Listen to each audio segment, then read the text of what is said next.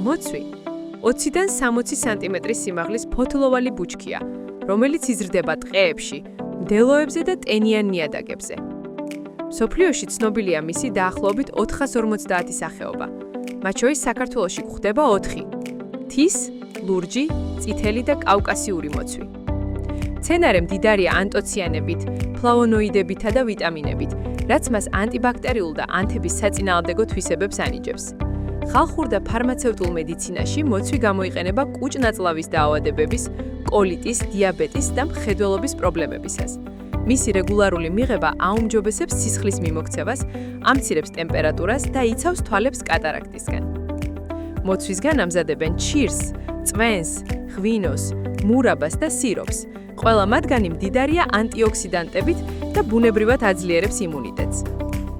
საქართველოში მოცვი ძირითადად დასავლეთ რეგიონებში ხარობს: გურიაში, აჭარაში და სამეგრელოში. კვლევების მიხედვით, თითოეულ ფერმერს, ვინც მოცვის გაშენებას გადაწყვეტს, შეუძლია წლიურად დაახლოებით 7,000 ლარის შემოსავლის მიღება. მოცვი ბუნების პატარა საოცრებაა, რომელიც აერთიანებს გემოს, სარგებელს და დიდ ეკონომიკურ პოტენციალს. მიირთვით იგი ცოცხალი, ჩირის ან წვენის სახით, ჯანმრთელობისა და ენერგიისთვის.